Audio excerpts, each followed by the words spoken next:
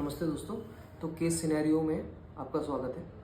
तो आज हम बात करेंगे एक केस डिस्कशन के बारे में जहाँ पे a 70-year-old male presented to a casualty with a chief complaint of painless haematuria. बाबा हैं 70 साल के, वो हमारे पास आए ये बोल के कि पेशाब में खून आ रहा है और दर्द नहीं हो रहा है।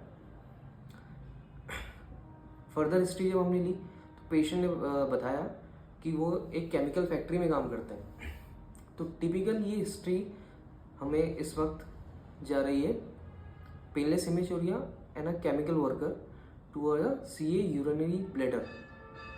तो जो रिस्क फैक्टर होते हैं सीए यूरिनरी ब्लैडर के, वो क्या होते हैं?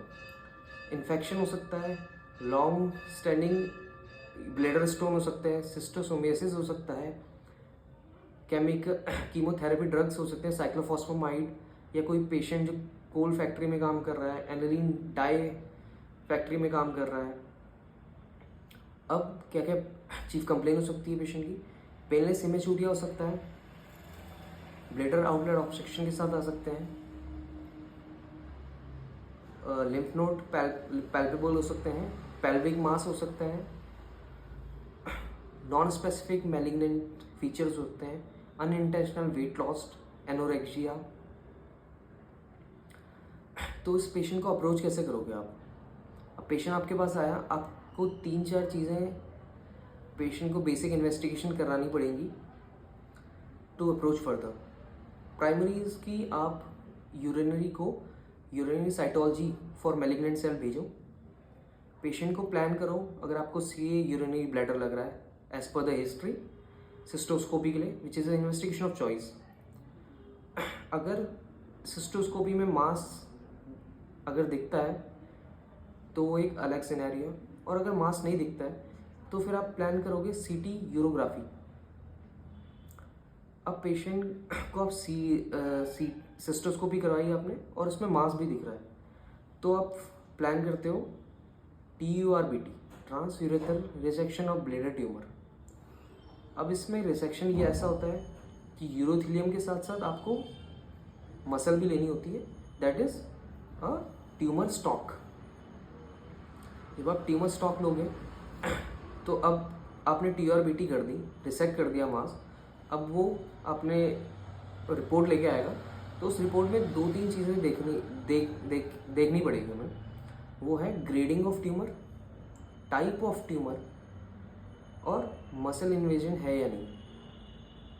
दैट इज जब TURBT की रिपोर्ट आएगी तो उसमें हम देखेंगे कि किस टाइप का ट्यूमर है। मोस्ट कॉमन जो होता है यूरोथेलियल या ट्रांजिशन सेल कार्सिनोमा के साथ आता है, विच इज़ 90%, अराउंड 90%। फिर आता है दूसरा squamous cell carcinoma, which is associated with schistosomiasis and stone, long standing urinary bladder stone, जिसका परसेंटेज अराउंड 5 to 8% है। फिर जो लीस्ट कॉमन होता है वो एडिनोकार्सिनोमा। अब पेशेंट मान लो आपके पास रिपोर्ट लेके आया, ट्रांजिशन सेल कार्सिनोमा है उस रिपोर्ट में, आप फर्दर कैसे अप्रोच करोगे? अगर वो ट्रांजिशन सेल कार्सिनोमा है तो फिर आप देखोगे मसल इन्वेजन है या नहीं। अगर मसल इन्वेजन है, मस्कुलर इन्वॉल्वमेंट हो गया है, फिर प्लान करोगे आप रेडिकल सिस्टेक्टमी के लिए। सेम सिनेरियो आएगा स्क्वेमस और एडिनोकार्सिनोमा में, उसमें भी रेडिकल सिस्टेक्टमी ही प्लान करोगे आप, followed by chemo and radio, जिसमें रेडियोथेरेपी आती है। क्लासिकल रेजीम है 60 grays over weekly divided doses over 6 weeks, और कीमोथेरेपी में आता है 5-fluorouracil एंड सिस्प्लेटिन। अगर वो non muscle invasive transition cell carcinoma है, फिर अप्रोच आएगा कि ग्रेड कैसी है उसकी, लो ग्रेड का है या फिर हाई ग्रेड का है। अगर वो लो ग्रेड का ट्यूमर है तो इंट्रावेसाइकल कीमोथेरेपी चलती है, डिपेंड करता है ट्यूमर सॉलिटरी है या मल्टीपल है। अगर वो सॉलिटरी ट्यूमर है तो सिंगल साइकिल चलती है, और अगर मल्टीपल ट्यूमर है तो 6 वीक तक चलती है इंट्रावेसिकल कीमोथेरेपी, जिसमें हम एजेंट्स जो यूज़ करते हैं कीमोथेरेपेटिक एजेंट्स वो होते हैं आपके mitomycin C, doxorubicin, gentamicin. And अगर वो हाई ग्रेड का non muscular invasive transitional cell carcinoma है, फिर आप कैसे अप्रोच करोगे? फिर आप अप्रोच करोगे उसको इंट्रावेसाइकल इम्यूनोथेरेपी देके, जिसमें आता है बीसीजी। बीसीजी चलता है 6 वीक तक।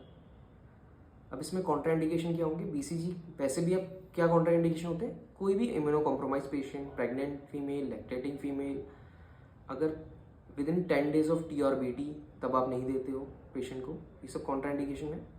या फिर traumatic catheterisation is also contraindication for intravesical immunotherapy. अब बात करते हैं कि पेशेंट को आपने टी और बीटी कर दिया, ठीक है, या तो उसको इंट्रावेसाइकल कीमोथेरेपी चली हुई, या इंट्रावेसाइकल इम्यूनोथेरेपी चली हुई, या रेडिकल सिस्टेक्टमी चाहिए, रेडिकल सिस्टेक्टमी हुई।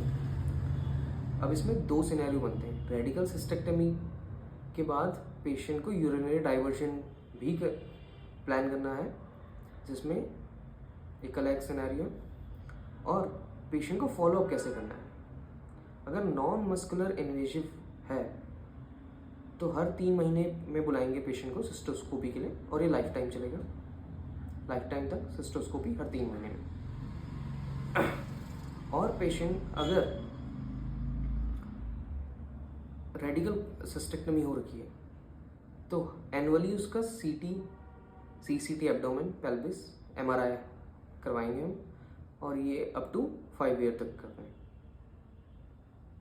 अब अगर यूरिनरी डाइवर्जन हम करते हैं तो उसमें most common and most popular है वो है आइलियल कंड्यूम, जिसमें हम टर्मिनल 10 सेंटीमीटर का आइलियम में यूरेट्रो आइलोस्टमी बनाते हैं। ये एक है। जो अदर है वो है यूरेट्रोस्टोमी, जो मोस्ट कॉमनली पेलेटिव होती है, और इसका ड्रॉबैक ये है कि रिकरेंट यूटीआई कराता है। दूसरा कि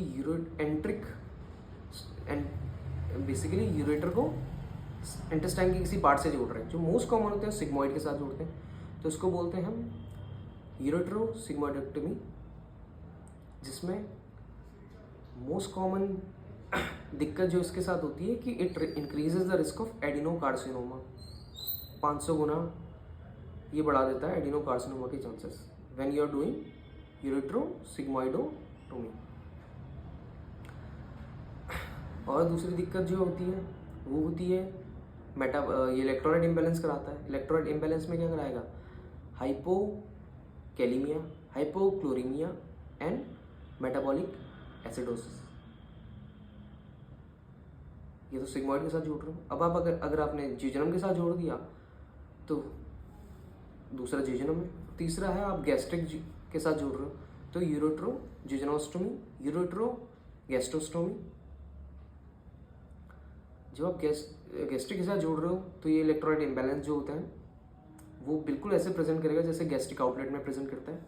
सब हाइपो में आएगा, hypokalaemia, hypochloraemia, hyponatraemia and metabolic alkalosis. ठीक है। अब जो एक है यूरेट्रो एंट्रिक आइलियल कंड्यूम जो मोस्ट पॉपुलर है। एक होता है नियो ब्लैडर, ऑर्थोटॉपिक ब्लैडर, जिसमें हम टर्मिनल 60 सेंटीमीटर ऑफ आइलियम को यूज करते हैं to make a bladder, neo bladder basically. अगर आप इसमें अपेंडिक्स मतलब एक कॉन्टिनेंस के साथ आता है ये, ठीक है। इसका एडवांटेज ये है कि कॉन्टिनेंस के साथ आता है।